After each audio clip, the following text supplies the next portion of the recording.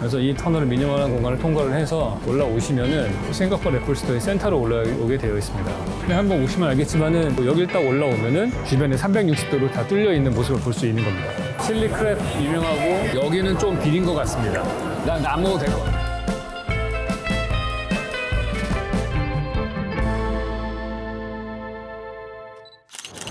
네, 안녕하세요. 왓슨 여러분. 오늘은 저희가 싱가포르에 나왔습니다. 이제 코로나도 어느 정도 진정이 돼서 해외여행도 좀 가능해졌고 처음으로 좀 가까운 곳으로 싱가포르에 왔습니다. 마침 저희 사무실에서 디자인한 스마트 시티를 여기서 전시하는 일이 있어서 그 전시장도 한번 볼 겸 겸사겸사 저희 촬영팀 초대를 해서 워낙 볼 건물들이 많잖아요. 그래서 그것들을 좀 소개하는 시간을 가져보려고 합니다.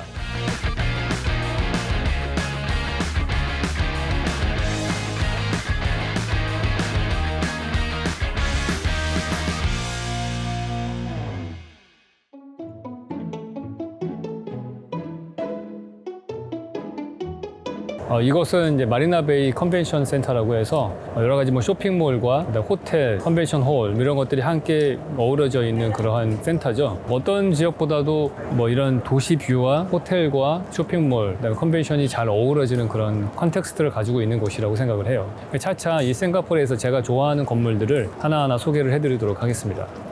네, 지금 보시면은 이게 베이가 있죠. 보면은 건너편이 엄청난 고층 건물로 되어 있는 맨하탄 혹은 두바이 같은 그런 모습을 갖고 있습니다. 그러니까 상업지구고 고밀로 이렇게 개발이 된 지역이라고 할 수 있겠죠. 그리고 오른쪽 지역은 아마 동네에서 제일 오래된 디스트릭트일 거예요. 그래서 이렇게 오른쪽에서 이제 왼쪽으로 점점 개발이 되다가 그리고 이쪽 마리나베이 샌즈가 있는 땅을 다시 개발을 해서 식물원도 만들고 호텔과 컨벤션홀을 만든 거죠.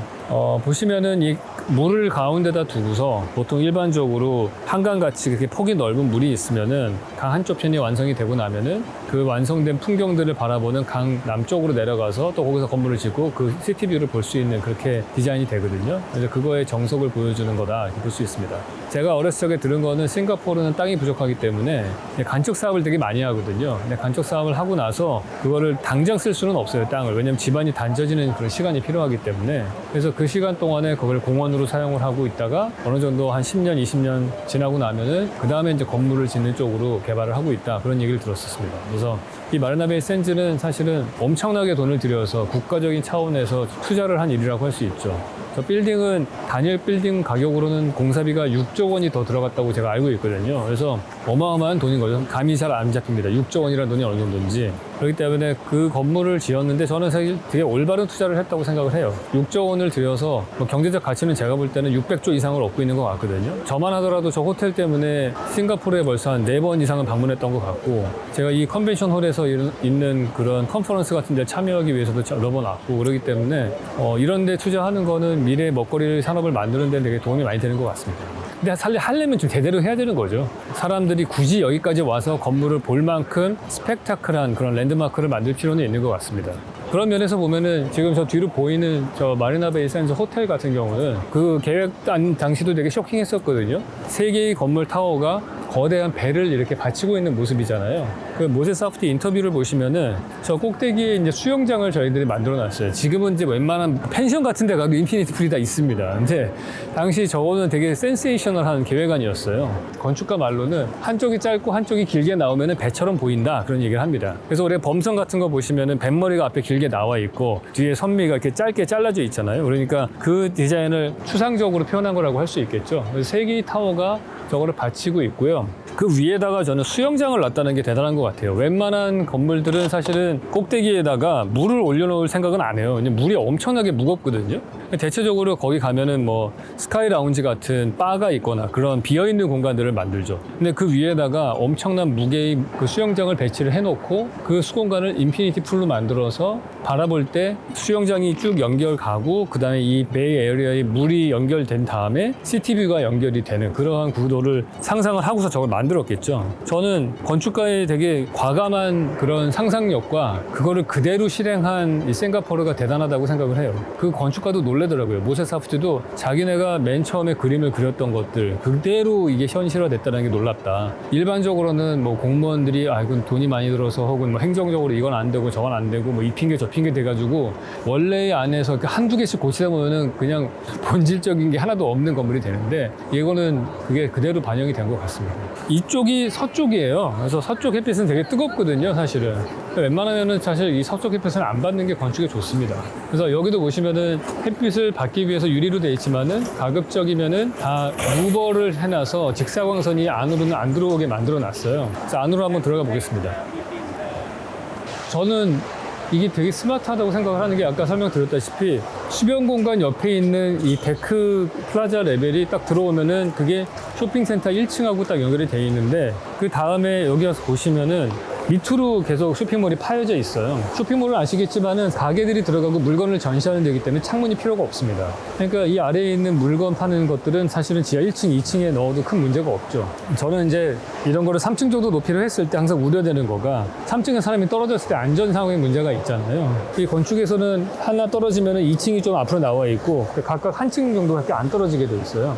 그게 일단은 이 단면 설계가 되게 스마트하게 되어 있다는 생각이 들고요. 옆에 있는 마리나 베이 샌즈하고는 지하 1층으로 연결이 되어 있습니다. 그러면 한번 내려가 볼까요, 저희?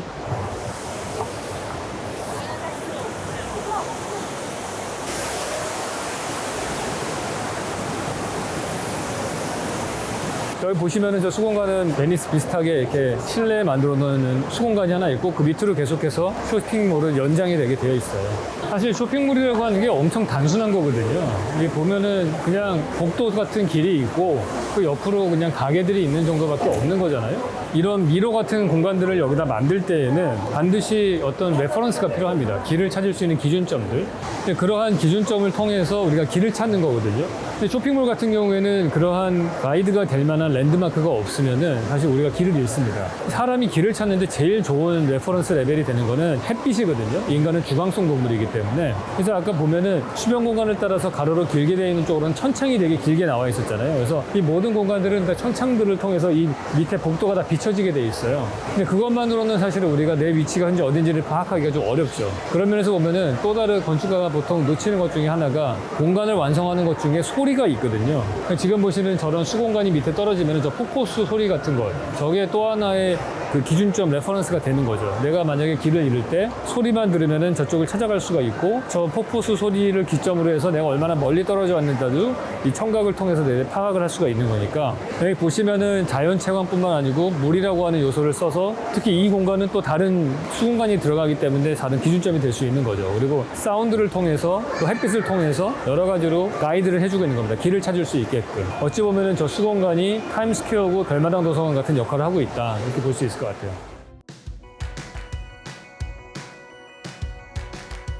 여기가 실제로는 지하 2층 레벨입니다. 근데 지하 2층 같이 느껴지진 않죠. 근데 오른쪽에 흥미로운 게 이제 애플 스토어가 있는데요. 일로 한번 들어가 볼게요.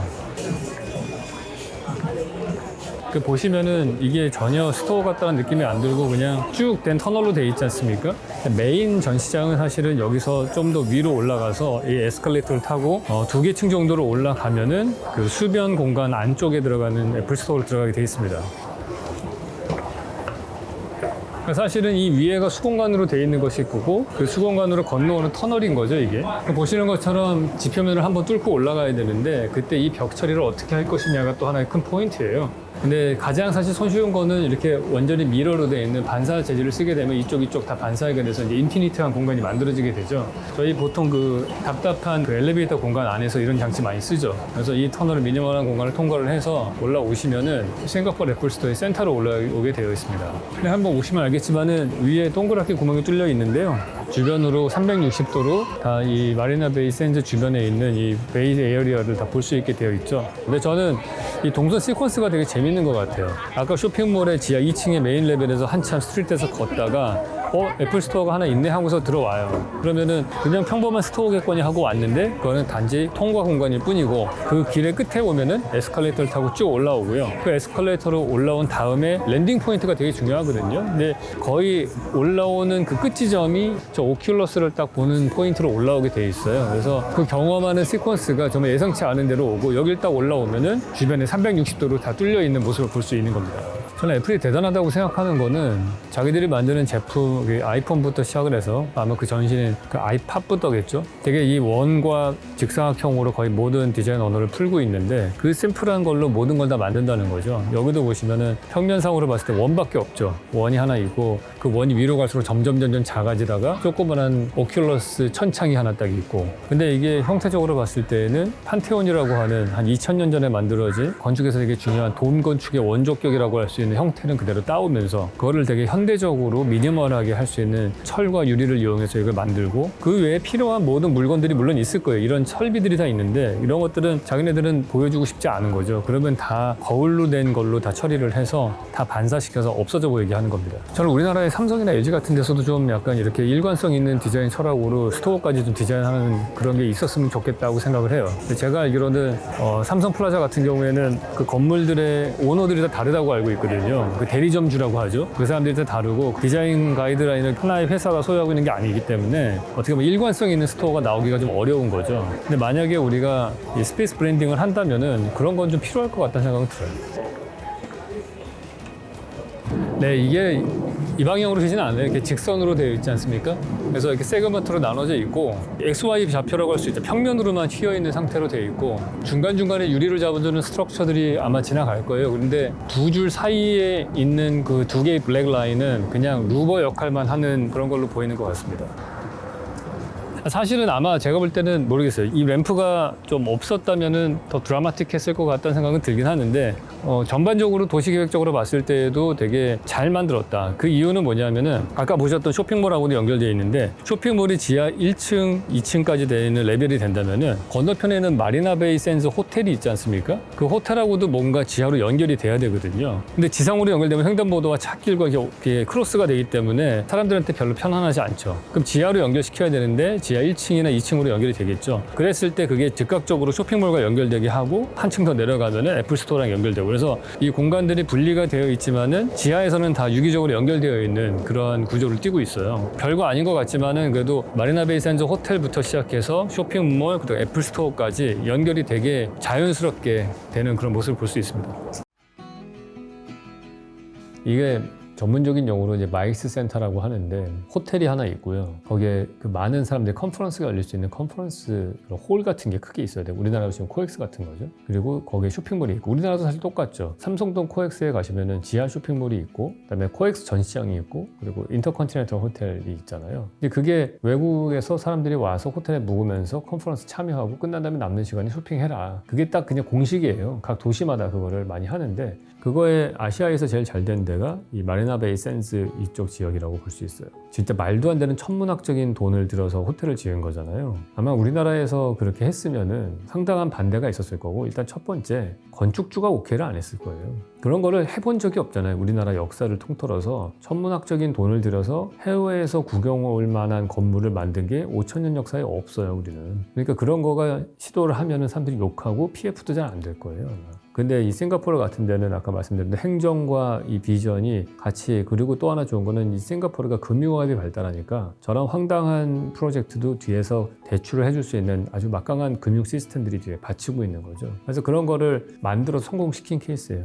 우리나라는 시도를 한번 하려고 했었어요. 저쪽 국제업무단지라고 해서 용산역 뒤쪽에다가 큰 멋있는 그림을 그려서 이 마리나베이 샌즈처럼 하려고 했는데 중간에 다 포기하고 나가 떨어졌죠. 진행을 하려고 하다가. 근데 싱가포르가 그런 거가 가능한 이유 중에 하나는 저것도 있는 것 같아요. 뒤에 배후에 중국이 있기 때문인 것도 있어요. 바로 뒤에 중국이라는 엄청난 비즈니스를 하는 그런 많은 기업가들이 있는 나라가 있고, 같이 또 중국말 쓰는 화교 자산으로 만들어진 기업들이 있으니까 거기서 많이 오는 거고, 서양하고의 그 교류도 많았던 지역이기도 하니까 그런 지리적 역사적 장점들이 있는 거죠. 뉴욕하고 그다음에 LA에 있는 애플 스토어 가봤고요. 개인적으로 저는 싱가포르가 제일 멋있었던 것 같아요. 그러니까 저는 안타까운 게 왜 저거가 우리나라에 안 나왔을까. 저런 애플 스토어는 우리나라 한강 고수부지에다가 만들 수도 있는 거잖아요. 한강 시민공원 앞에. 저 개념은 우리나라의 그 물 위에 정자하고 똑같은 거잖아요. 건축물이 묻에서 물을 바라보는 건축과 물가 바로 경계부에 있는 것과 물 안에 들어가 있는 것과 이 세 가지가 있을 수 있잖아요. 근데 물 안에 들어가 있는 게 훨씬 더 드라마틱하게 자연과 조우하는 그런 건축이지 않습니까? 그래서 우리가 그런 물 위에 떠 있는 정자에 가서 옛날 양반들이 그렇게 가야금 뜯으면서 술 마시고 놀았던 거 아니에요. 그런 건축을 우리는 해왔던 사람들인데 왜 애플 스토어를 신사동 가로수길에다가 냈잖아요. 그럼 신사동 가로수길에 쭉 내려왔으면은 한강 시민공원으로 들어가서 거기 바깥에다가 저런 거 하나 만들었다고 생각해 보세요. 그 신사동 가로수길 중간에 있는 것보다 훨씬 멋있는 거지. 근데 그런 거를 왜 기획을 안 했는지 모르겠다 그런 생각이 들어요. 그러니까 우리는 물론 훌륭한 디자인은 아니지만 세빛둥둥섬 트라이했다 욕만 바가지로 먹고 막 그런 새로운 시도를 할 때마다 욕을 하잖아요. 그게 한 방에 좋은 게 나올 수가 없는 건데 그런 거를 계속해서 시도를 해야 되는 거지 사실은. 물론 우리나라의 하천 그 레귤레이션이 진짜 제일 심해요. 제가 해본 것 중에서 이게 비가 올 때 빗물이 빨리 빠져나가야 되는데 거기에 뭐가 있으면 안 되잖아요. 안타까운 게 애플 스토어가 한강 시민공원 옆에 저런 게 있었으면은 어쨌든 이 가로수길 우리의 쇼핑 스트리트하고도 가깝고 이미 유동인구도 되게 많고 한강 시민공원에 장마철 때만 잠깐 문을 닫아야 된다는 그런 문제가 있겠지만 뭐 그게 뭐 며칠이나 되겠어요. 그런 시도를 좀 했으면 좋지 않았을까 하는 아쉬움이 남아요. 네, 저희 지금 뉴튼 푸드센터 왔는데요. 옛날에 싱가포르 같은 경우가 이게 주택을 막 지으려고 할 때 빨리 많은 사람에게 공급을 해야 되니까 주택에다가 부엌을 안 만들었대요. 그래서 사람들이 부엌이 없는 집에 사는 사람들이 있어서 식사를 해결하기 위해서 이런 데 와가지고 공통으로 밥을 먹을 수 있는 그런 데가 있었나 봐요. 그게 역사적으로 생겨가지고 뭐 싱가포르 곳곳에 이런 게 있습니다. 한번 가보겠습니다.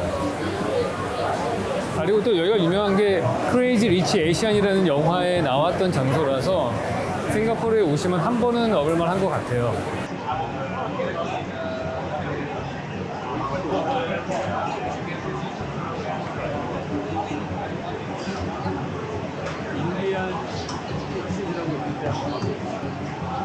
제가 듣기로는 여기서 유명한 게 칠리 크랩 유명하고 그 다음에 당근 케이크 유명하고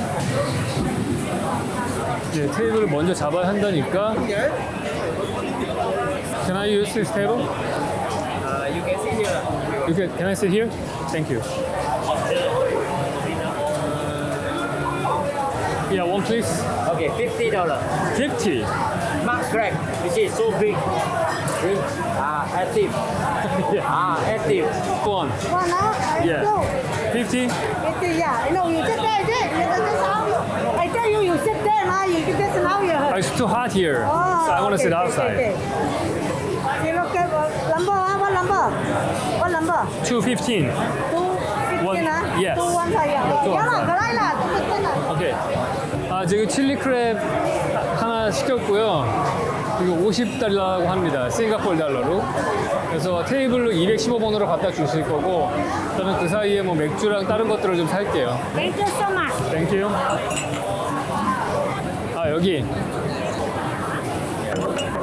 일단 먹고, 그 다음에 그 당근 케이크를 먹도록 할게요. 일단 되게 특이한 것 같아요. 왜냐면 주변 보시면은 다 고층 아파트가 이렇게 있잖아요. 근데 여기만 아직까지도 단층으로 유지가 돼 있는 거니까 우리나라로 치면은 을지로에 다른 데 다 개발됐는데 개발 안 된 상태로 있는 그러한 옛날 도시 조직이 그대로 남아있는 상태인 것 같고요. 보시는 것처럼 뭐 제대로 된 서비스 통로가 있거나 하는 그런 쇼핑센터가 아니잖아요. 이제 딱 지붕만 만들어 놓은 상태. 그래서 되게 특이한 게 음식 사러 걸어다니면서 보면 안쪽에 부엌의 열기가 다 이쪽으로 쏟아져 나오는 것 같아요. 그래서 되게 원초적으로 만들어진 주변으로 다 찻길이잖아요. 이렇게. 그 옛날에 있던 장소가 그대로 보존돼가지고 그냥 개발이 안 된 땅에 와서 먹는 느낌이니까 아무래도 가장 싱가포르적인 분위기인 것 같다 그런 생각이 들어요. 확실히 저도 여행을 많이 다니다 보면은 이런 스트리트 푸드가 주는 느낌이 있는 것 같아요. 그러니까 우리로 치면 떡볶이 먹는 그런 거잖아요. 홍대 앞에 서서 왜 포장마차에서 떡볶이 순대 먹는 느낌이니까 좋은데요. 재밌고. 네, 됐습니다. 지금 시키신 음식이 어떤 건지. 프라이드 캐럿 케이크, 두 종류가 있습니다. 네, 일반 하얀색하고 블랙하고. 제가 근데 블랙빈 소스를 뿌린 것 같은데 도대체 이게 무슨 맛인지 뭔지 모르겠는데요? 캐럿이면 당근 아니야? 당근 맛은 하나도 안 나. 저도 왜 싱가포르의 이 칠리 크랩이 이렇게 대표적인 음식이 되는지 모르겠는데 예전에 저희 사무실에 싱가포르에서 인턴으로 온 친구가 있었어요. 근데 그 친구가 소개를 해준 거야. 싱가포르 가시면 꼭 이걸 먹어야 된다. 네. 이게 가게마다 맛이 조금씩 다른 것 같아요. 네. 여기는 좀 비린 것 같습니다. 이거 지금 난 안 먹어도 될 것 같아. 여기 소스가 두 개인 건가? 똑같은 소스인 것 같아요.